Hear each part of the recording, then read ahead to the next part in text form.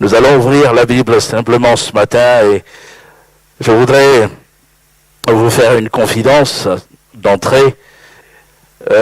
J'ai eu l'idée de lire ces derniers jours l'évangile de Jean, le relire en entier, et je l'ai parcouru sur, disons, l'optique de relever une expression que j'avais d'ailleurs mentionnée la semaine dernière. L'expression est la suivante: la vie éternelle. Alors, c'était une démarche tout à fait personnelle. Moi, je dis, je vais reconsidérer un peu cette expression à travers l'évangile de Jean, la vie éternelle. Et je me suis fort réjoui d'avoir entrepris cette démarche, parce que j'ai tout de suite relevé un certain nombre de choses, des remarques que je vais évoquer très très rapidement. J'ai noté que dans l'évangile de Jean, l'expression la vie éternelle est employée 17 fois. Entre le chapitre 3 et le chapitre 17 de l'évangile de Jean. Et sur ces 17 occurrences, j'ai relevé que il n'y a que des discours rapportés. C'est-à-dire que le narrateur, l'apôtre Jean, ne prend pas l'initiative d'apporter un commentaire de lui-même, mais il cite les propos des personnes qui ont employé ce mot, cette expression, la vie éternelle. Ce sont des discours rapportés. Et sur les 17 emplois, j'ai relevé qu'il y en a 15 prononcés par le Seigneur Jésus lui-même. Donc, vous avez compris que 2 autres ont été prononcés par d'autres personnes que Jésus. Alors, une fois, c'est Jean-Baptiste qui prononce donc l'expression, et Jean-Baptiste le dit au chapitre 3, verset 36, il dit: celui qui croit au Fils a la vie éternelle, et celui qui ne croit pas au Fils ne verra point la vie, mais la colère de Dieu demeure sur lui. C'est Jean-Baptiste qui tient ce propos pour répondre à la sollicitation de ses disciples qui déjà s'interrogent sur l'autorité de Jésus qui a commencé à baptiser. Et Jean-Baptiste va élever Jésus, s'effaçant lui, afin que tous puissent comprendre que seul Jésus apporte et communique la vie éternelle. Et l'autre personne, vous l'avez certainement deviné, c'est l'apôtre Pierre. L'apôtre Pierre qui va déclarer au Seigneur cette merveilleuse parole. Je donne la référence, Jean chapitre 6, verset 68 à 69. Et alors que Jésus dit à ses disciples: et vous, ne voulez-vous pas aussi vous en aller? Et Pierre va apporter cette précision, cette parole, cette confession de foi: Seigneur, à qui irions-nous? Tu as les paroles de la vie éternelle. Et nous avons cru et nous avons connu que tu es le Christ, le Saint de Dieu. Il y a certaines traductions qui vont être le Christ, le Fils du Dieu vivant, faisant le rapprochement avec Matthieu 16, où Pierre fait là aussi une déclaration pour proclamer qui est Jésus. Tu es le Christ, le Saint de Dieu. Alors, en dehors de Jésus, Jean-Baptiste et Pierre ont aussi prononcé, là je me réfère bien entendu à l'évangile de Jean, ont aussi prononcé cette expression, la vie éternelle. Et je me suis intéressé plus particulièrement donc aux emplois de l'expression par le Seigneur lui-même, pour voir en face de qui Jésus a prononcé cette expression, la vie éternelle. Et la première personne en face de qui Jésus a prononcé l'expression, c'est Nicodème. Jean, chapitre 3, versets 15 et 16. Je passe rapidement, je reviendrai sur certaines personnes, ou certains groupes de personnes tout à l'heure. La deuxième personne devant qui Jésus a prononcé l'expression, c'est la femme samaritaine. Jean chapitre 4, verset 14. Ensuite, il a prononcé devant ses disciples, justement alors que la femme samaritaine était repartie dans la ville et invitait ses semblables à venir vers Jésus, et les disciples essaient de persuader Jésus de prendre de la nourriture. Et Jésus va leur dire qu'il a une autre nourriture à manger. Et alors là aussi, les disciples s'interrogent si quelqu'un lui a apporté à manger pendant qu'ils étaient absents. Il va leur dire, celui qui moissonne reçoit un salaire et amasse des fruits pour la vie éternelle, afin que celui qui sème et celui qui moissonne se réjouissent ensemble. Jean chapitre 4, verset 36. Et il parlait là déjà de la foule qui était en train de venir vers le puits de Sichar. Il comparait cette foule à une moisson déjà prête.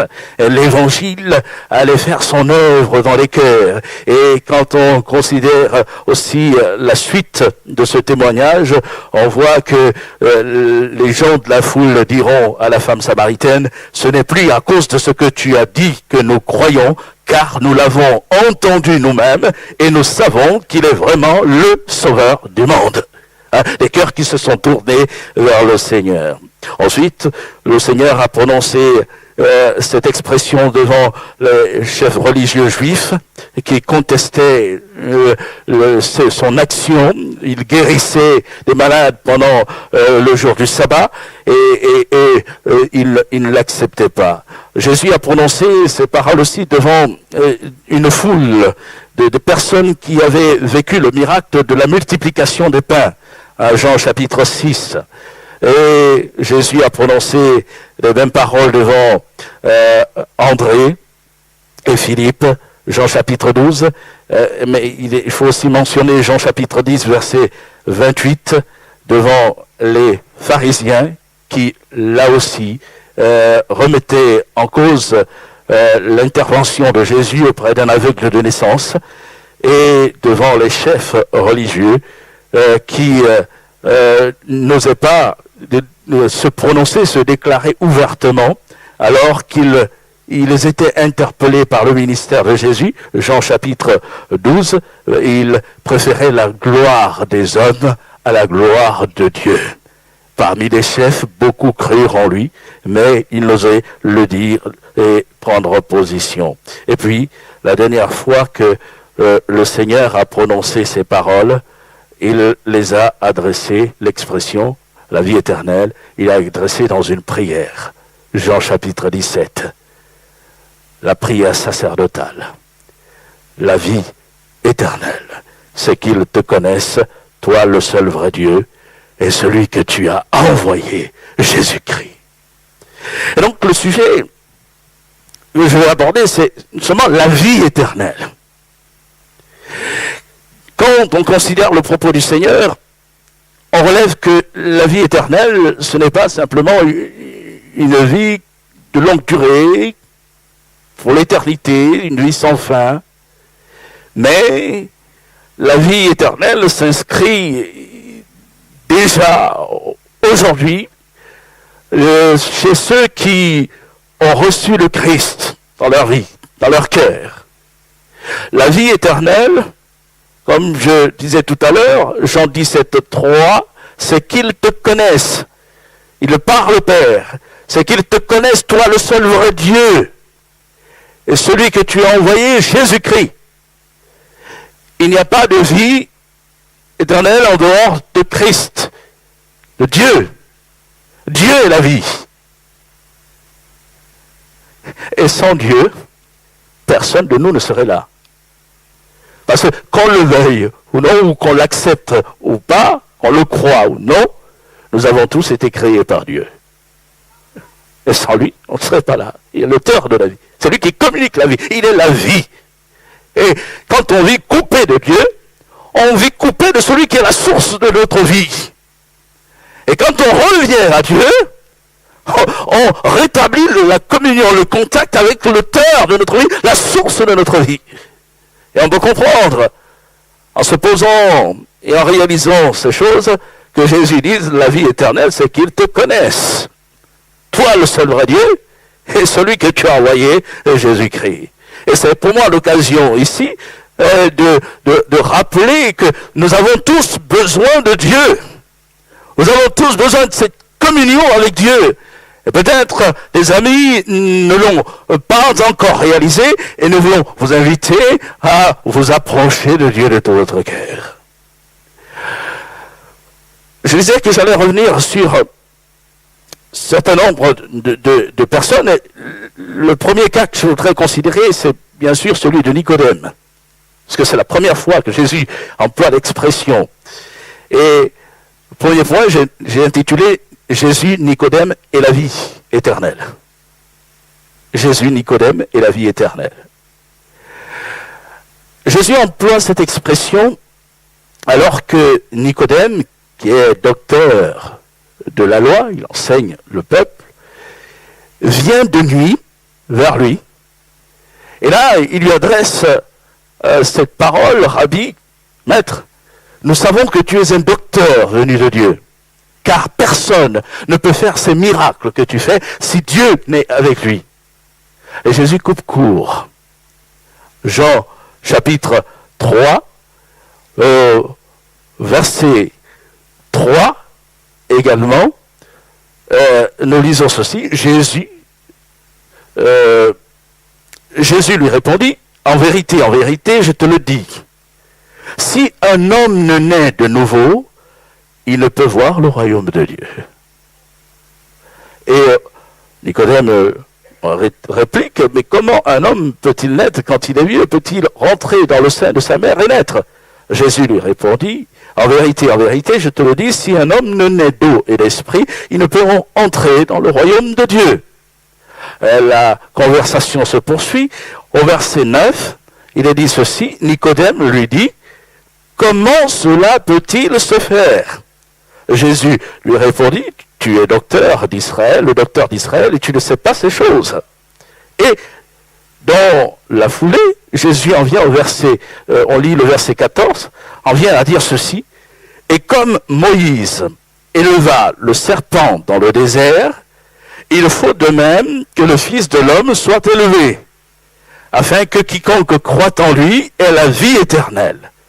Car Dieu a tant aimé le monde qu'il a donné son Fils unique, afin que quiconque croit en lui ne périsse point, mais qu'il ait la vie éternelle. Et nous comprenons que lorsque nous citons souvent Jean 3,16, le contexte est bien celui d'un échange entre un homme, Nicodème, qui s'interroge sur le fait de la nouvelle naissance.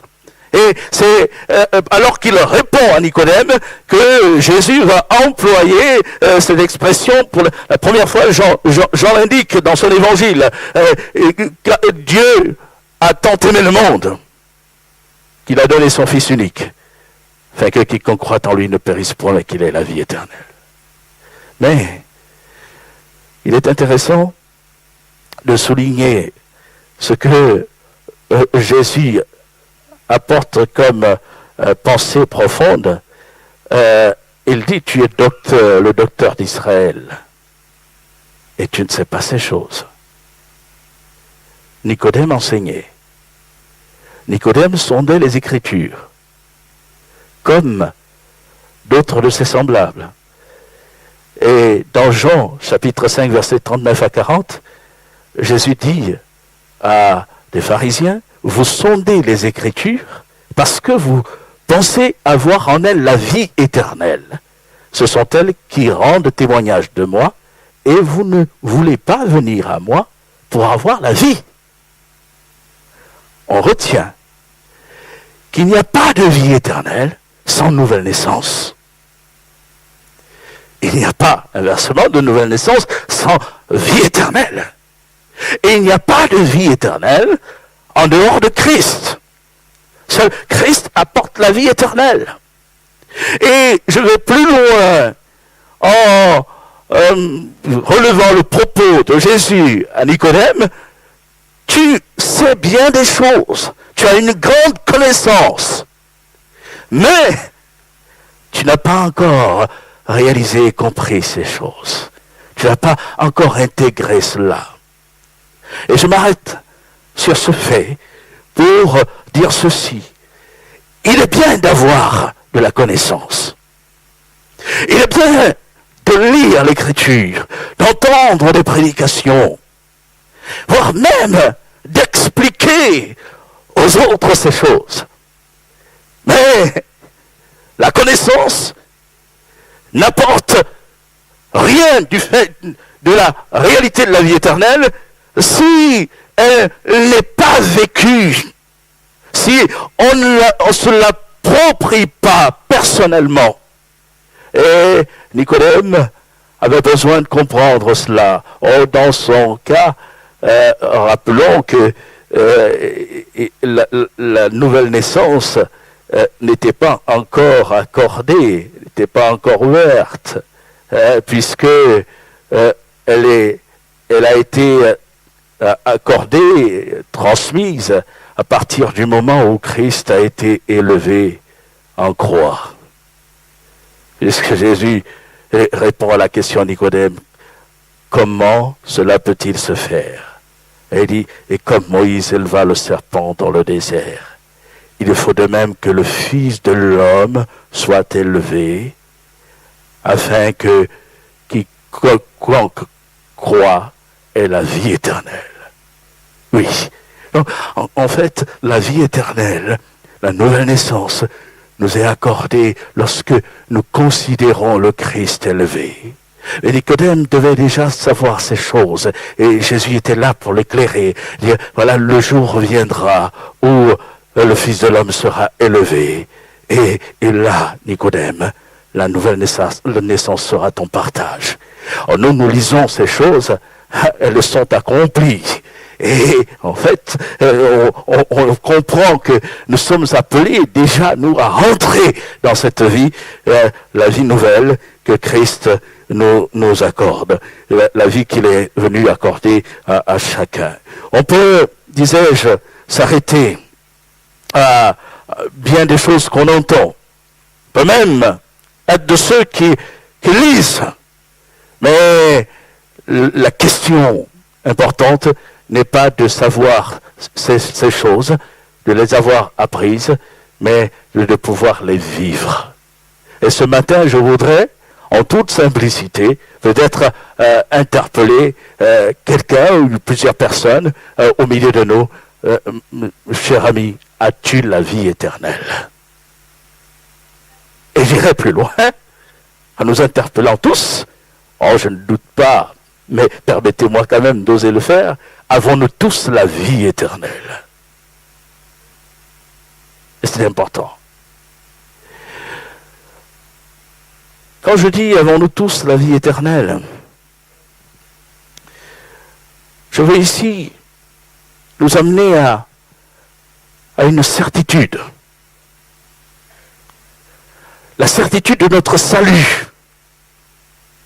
Et ne pas en douter. Il y a quelque temps, j'ai discuté avec quelqu'un qui essayait de me convaincre d'adhérer à sa religion. C'était une dame. Et elle parlait, oh Jéhovah, Jéhovah, Jéhovah. Et je lui ai posé la question, écoutez madame, on va faire simple, avez-vous la vie éternelle? Êtes-vous sauvé? Et là, la réponse a été flottante, hésitante.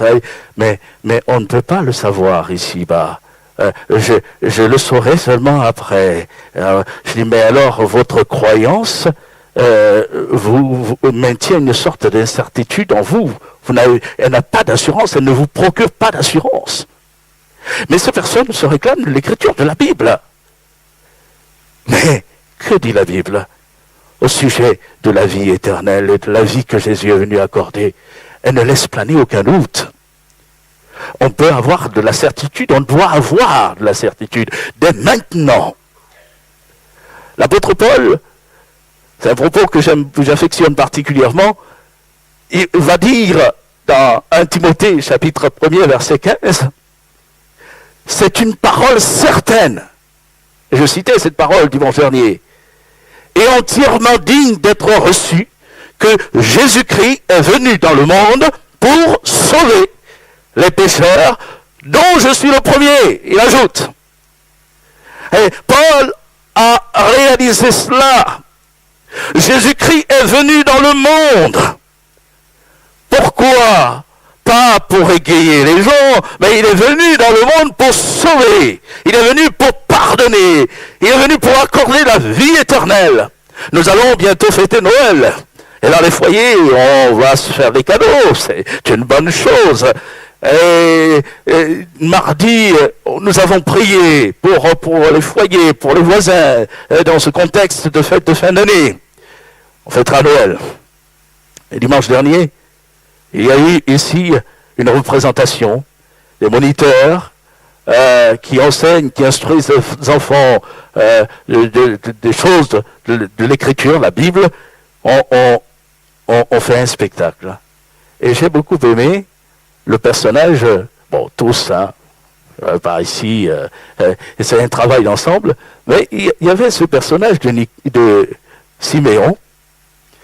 Dans l'écriture, vous lirez Luc chapitre 2, Siméon va recevoir le Sauveur. C'est un enfant, hein, un bébé. Il le prend dans ses bras. Et quand il a cet enfant dans ses bras, il peut dire, maintenant Seigneur, tu laisses ton serviteur s'en aller en paix, car mes yeux ont vu ton salut. Salut que tu as préparé devant tous les peuples, lumière pour éclairer les nations et gloire d'Israël ton peuple. Il bénit Dieu, il a le Sauveur, il l'a dans ses bras et il peut apprécier le don de Dieu.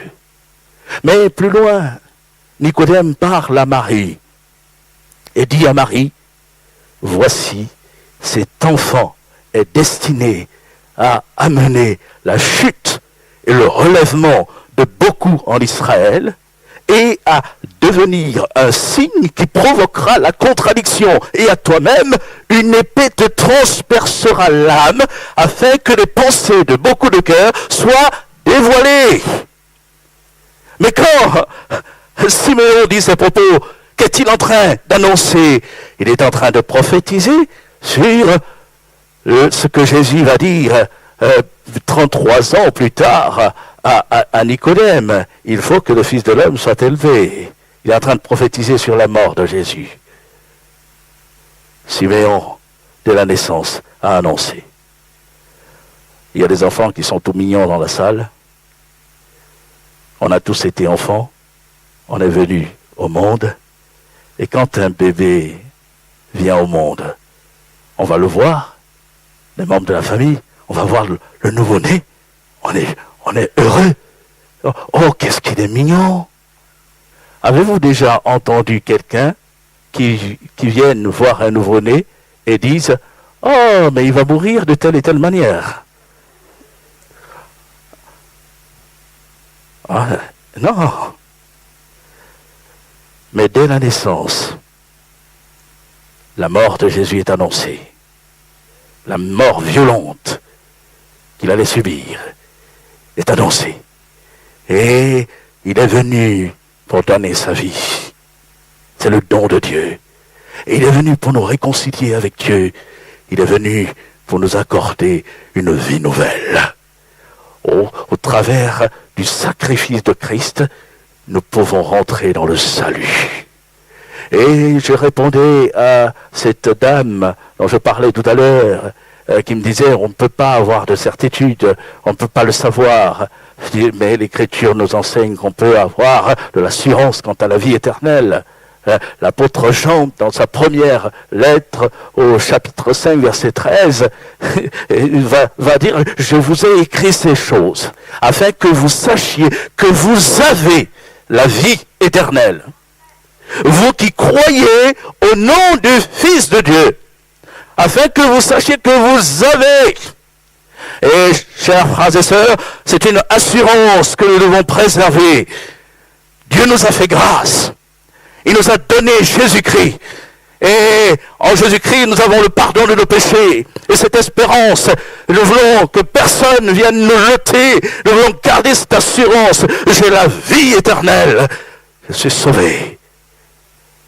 Et qu'ainsi, quand notre Seigneur reviendra chercher ce qui lui appartienne, nous soyons toujours dans cette ferme assurance, dans cette foi inébranlable. Ah, gloire au Seigneur. Il est venu nous donner la vie éternelle. Nicodème est rentré dans la vie éternelle, puisque à la mort de Jésus, il a été avec Joseph d'Arimathée, l'un de ceux qui ont pris le corps du Seigneur pour lui donner une sépulture. Et je ne puis m'empêcher de faire le rapprochement avec la conversation qu'il a eue bien des années avant, enfin, quelques années avant, avec le Seigneur, et comme Moïse éleva le serpent dans le désert. Jusqu'alors, il ne s'est pas montré, il ne s'est pas affiché pour Jésus. Il a été dans l'ombre, en secret, disciple de Jésus. Mais quand ce que Jésus avait annoncé a été accompli, la parole du Seigneur est devenue une réalité. Ce qu'il n'avait peut-être pas compris dès le départ, il le vivait. Le corps de Jésus était élevé. Il donnait sa vie. Et là, Nicodème a réalisé toute la teneur de ce que Jésus est venu accomplir. Et ce Nicodème s'est affiché, il a pris position, il est allé réclamer avec Joseph d'Arimathée le corps de Jésus. Alors que l'heure était à la crainte parmi les disciples du Seigneur. Ceux qui l'avaient suivi s'étaient éloignés, l'avaient abandonné. Ils avaient peur pour leur vie. Mais Nicodème, lui, à ce moment, a pris position. Et il est bon de prendre position.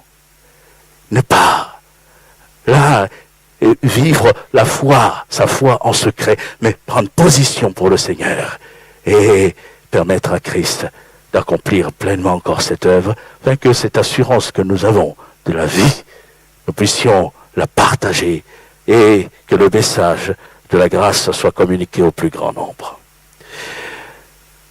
Le deuxième point que je voulais relever, lorsque Jésus emploie l'expression la vie éternelle, c'est la conversation avec la foule qui a vécu le miracle de la multiplication des pains et des poissons. Jean chapitre 6. Et le contexte est le suivant. 5000 hommes, sans compter les femmes et les enfants, ont été nourris miraculeusement par le Seigneur. Vous lirez tout le chapitre, si vous voulez reconsidérer le témoignage dans son ensemble, mais je voudrais lire avec vous le verset 26. Où il est dit, 26, 27 et 28, il est dit, Jésus leur répondit, en vérité, je vous le dis, vous me cherchez non parce que vous avez vu des miracles, mais parce que vous avez mangé des pains et vous avez été rassasiés. Travaillez non pour la nourriture qui périt, mais pour celle qui subsiste pour la vie éternelle, et que le Fils de l'homme vous donnera, car c'est lui que le Père, que Dieu lui-même a marqué de son sceau. Ils lui dirent, que devons-nous faire pour accomplir les œuvres de Dieu? Jésus leur répondit, l'œuvre de Dieu, c'est que vous croyez en celui qui l'a envoyé. Amen. Travaillez non pour la nourriture qui périt, mais pour celle qui subsiste pour la vie éternelle. Et Jésus adresse ces paroles parce que des gens parmi cette foule ont été certes marqués par le miracle, mais ils veulent l'enlever pour l'établir roi. Ils sont dans l'attente du Messie. Et ils veulent maintenant que le règne du Messie arrive. Et ils ont discerné en Jésus celui qui est le roi. Mais le propos du Seigneur est quand même interpellant. Puisque le Seigneur va non pas mettre en opposition la nourriture physique et la nourriture spirituelle, mais il va mettre en avant une priorité sur ce qu'il va désigner comme la nourriture pour la vie éternelle. Et on comprend que la démarche de ces gens a consisté à vouloir faire de Jésus le roi pour qu'il puisse répondre aux besoins, à leurs besoins de tous les jours. Ils voulaient, en un mot, un Christ qui vienne répondre à leurs besoins. Et c'est la raison pour laquelle Jésus leur dit, ben attendez, certes, c'est important le corps, mais il y a mieux. Et je ne suis pas venu simplement répondre aux besoins de votre corps. Je suis venu pour vous accorder la vie éternelle. Et on peut avoir besoin d'un Christ seulement pour nos besoins d'ici-bas et perdre complètement de vue la réalité de l'éternité, la réalité du salut, la réalité de la vie éternelle. Je peux avoir besoin d'un Messie qui réponde à besoin de nourriture, il y a de nombreux besoins quotidiens, besoin qu'il déploie sa puissance pour me permettre de payer une facture. Je vais être basique, mais ce sont des besoins auxquels nous sommes confrontés tous les jours. Et il y en a qui ont du mal, effectivement. Et je peux avoir besoin qu'il pose sa main pour me guérir. Et c'est légitime tout cela. Mais ce que Jésus veut montrer, c'est qu'il y a bien mieux. Il y a bien mieux. Et ici, je voudrais nous interpeller encore. Quelle vision avons-nous de la manifestation de la puissance de Dieu et du Christ? Avons-nous besoin de Christ simplement pour ici-bas? Ou réalisons-nous qu'il est venu, certes, pour se pencher sur nos besoins ici-bas, il prend soin de nous. Mais il n'est pas venu que pour cela. Il est venu pour nous amener à la gloire éternelle. Il est venu nous communiquer la vie éternelle. Lorsque nous lisons l'Écriture dans l'Épître aux Romains, on réalise la destinée que le Seigneur a pour nous. Romains chapitre 8, nous pouvons lire le verset 15, même lisons à partir du verset 13 pour bien comprendre la pensée. Il est dit, si vous vivez selon la chair, vous mourrez. Mais si par l'esprit vous faites mourir les actions du corps, c'est-à-dire ici les désirs qui éloignent de Dieu, du corps, les convoitises, vous vivrez. Car tous ceux qui sont conduits par l'Esprit de Dieu sont fils de Dieu. Et vous n'avez point reçu un esprit de servitude pour être encore dans la crainte, mais vous avez reçu un esprit d'adoption par lequel nous crions « Abba, Père ». Et l'Esprit lui-même rend témoignage à notre esprit que nous sommes enfants de Dieu.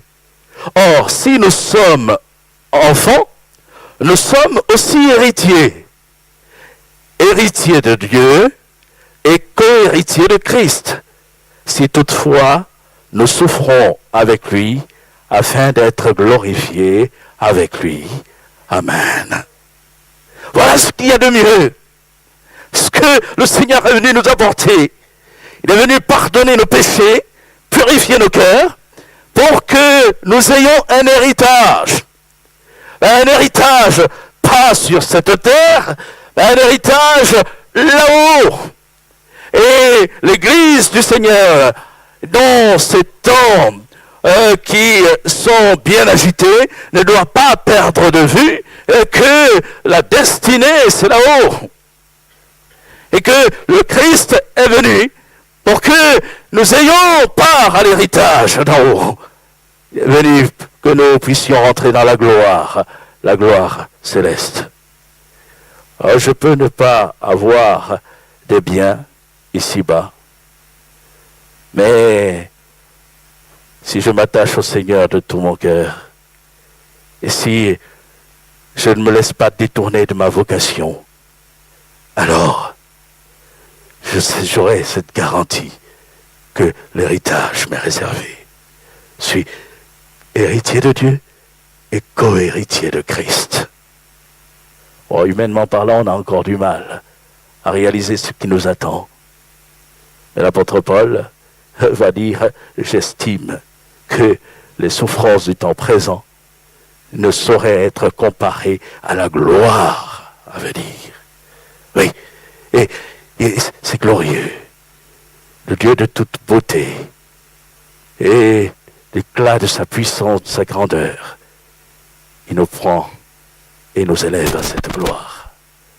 Et pour rien au monde, je vais répéter, nous voulons échanger notre appel, notre vocation contre quoi que ce soit de bien qui peuvent peut-être nous satisfaire pour un temps, et même ce qui peut toucher à notre corps, à notre vie physique, dans tout son aspect. Nous voulons rien échanger contre cela, contre l'héritage d'en haut. On peut être comblé, mais tout passe ici-bas. Et je pensais encore tout à l'heure à ce propos du Seigneur, alors que Jésus enseigne, Luc chapitre 12, il parle des choses essentielles du royaume de Dieu. Un homme dans la foule va l'interpeller. « Seigneur, dis à mon frère de partager avec moi notre héritage. » Et Jésus dit, « Mais moi, je ne suis pas venu pour être juge de vos affaires. » Et il va donner cette parabole, la parabole d'un homme qui a de grands biens, et dont les terres vont produire en abondance. Et au moment de la récolte, cet homme réalise que ses greniers ne suffiront pas pour amasser tous ses biens. Et j'ai beaucoup de biens, et récolte abondante. Que vais-je faire? Je vais abattre mes greniers, je vais en construire de plus grands. Et j'y amasserai toute ma récolte.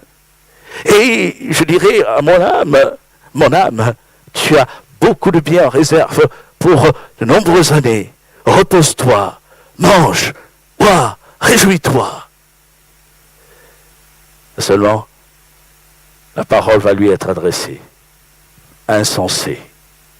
Aujourd'hui même, ton âme te sera redemandée. Et ce que tu as préparé, pour qui cela sera-t-il? L'erreur qu'il a commise, cet homme, c'est de penser que ses richesses pouvaient accorder le repos à son âme. Il ne vivait que pour la vie terrestre, les biens terrestres, les jouissances du monde. Et Dieu, lui, avait autre chose pour lui. Et dans le cas de cet homme, il y a eu une éternité. Il est rentré dans l'éternité mais une éternité sans Dieu. Dommage. Et nous voulons réaliser que le besoin le plus urgent pour chacun d'entre nous, c'est celui de la vie éternelle. Le besoin le plus urgent, celui du pardon de nos péchés. Le besoin le plus urgent, c'est de réconcilier avec Dieu. Et s'il est une cause qui doit mobiliser toutes nos forces, c'est bien celle-là. Et sans négliger le reste, puisque le Seigneur prendra quand même soin de nous. J'ai rappelé qu'il a nourri une foule avec 5 pains et 2 poissons. Donc le Seigneur est fidèle. Je ne veux pas dire qu'il ne prendra point soin de nous dans la vie ici-bas, mais il sait prendre soin de nous. David, qui a connu bien des difficultés, d'errance, a pu dire à la fin de sa vie, dans le psaume 37, verset 25, « J'ai été jeune, j'ai vieilli, et je n'ai point vu le juste abandonné, ni sa postérité mendiant son pain. Dieu est fidèle. » Mais nous voulons réaliser qu'il a mieux pour nous et que notre vie n'a pas pour fin, pour but, les réalités terrestres, mais elle doit se porter vers le Sauveur et nous attacher à connaître Dieu de tout notre cœur, parce que la vie éternelle, c'est qu'ils connaissent, ils te connaissent, toi le seul vrai Dieu, et celui que tu as envoyé. Et que nous puissions vraiment connaître, être animés de cette pensée, ce désir de connaître Christ, et chaque jour encore plus. Amen. Que le Seigneur nous bénisse. J'avais autre chose à partager, parce que Jésus interpellera les disciples. J'ai parlé de Pierre tout à l'heure, qui va dire, Seigneur, à qui irions-nous? Tu as les paroles de la vie éternelle. Et Pierre prononce ces paroles parce que des disciples de Jésus ont fait le choix de ne plus être avec lui.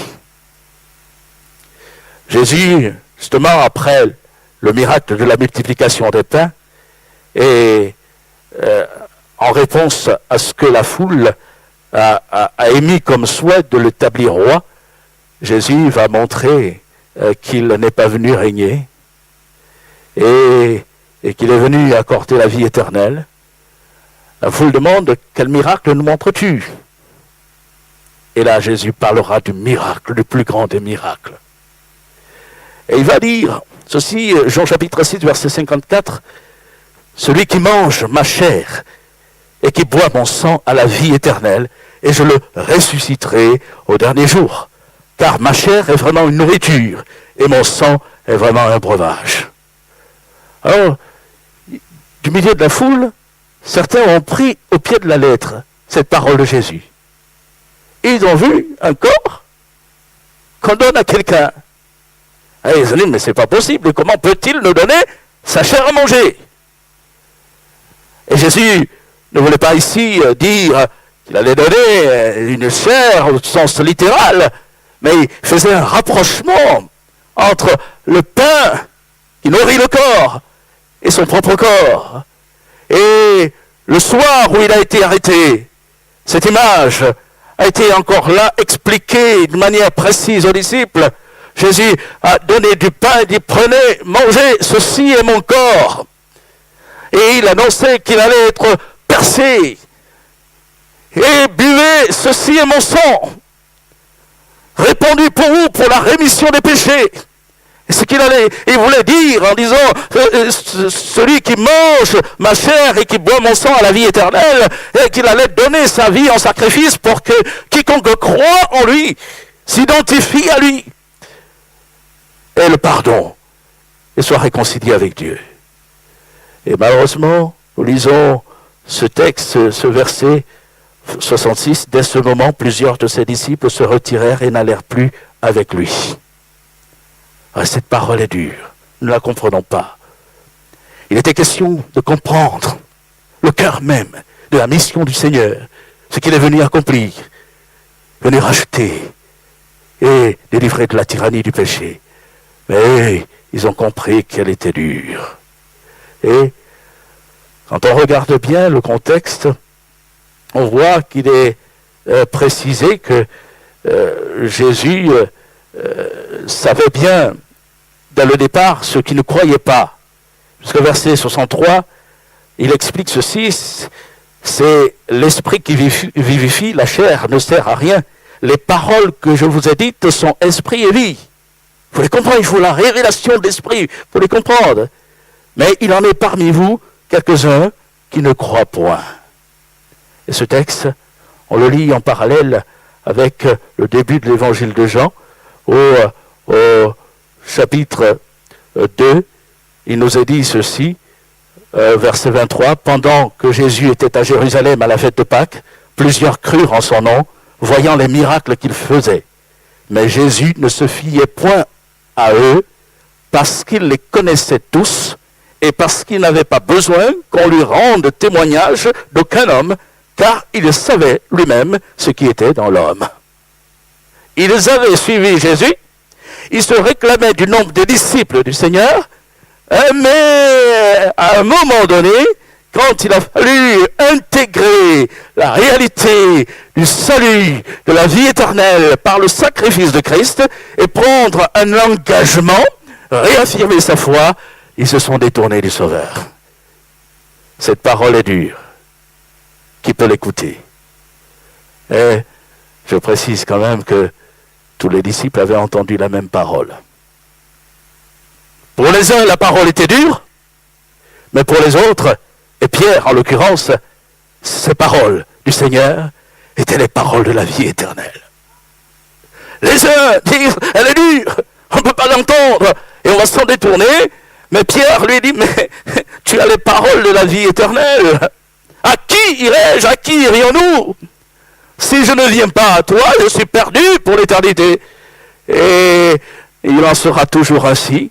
L'évangile est un évangile binaire, où on est avec Christ, et on s'attache à lui, on a la vie, on marche avec lui, ou alors on est sans Christ, et on est perdu. Il n'y a pas d'entre-deux. Et il est important de se positionner. Pierre est l'image du disciple qui se positionne. Et les autres qui ont aussi intégré cette vérité dans leur cœur se sont positionnés pour le Seigneur. Il n'y a pas de demi-mesure. Et nous voulons être tout entiers pour le Seigneur et recevoir pleinement ce qu'il est venu accomplir. Oh oui, on peut suivre pour les miracles, comme cela est dit.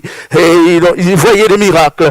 Et un Christ qui anime, qui égaye, un Christ qui fait du spectacle. Mais Jésus n'est pas venu faire du spectacle. Il est venu arracher nos vies à la mort. Il est venu ôter la racine du péché. Et il est venu nous engager à une vie de sainteté avec Dieu.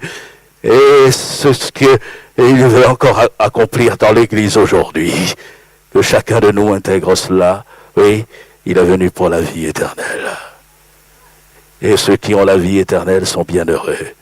Et gardons cette espérance. Ceux qui n'ont pas encore cette assurance de la vie éternelle sont invités ici à se positionner et à recevoir Christ dans leur vie pour faire le bon choix. Que le Seigneur nous bénisse.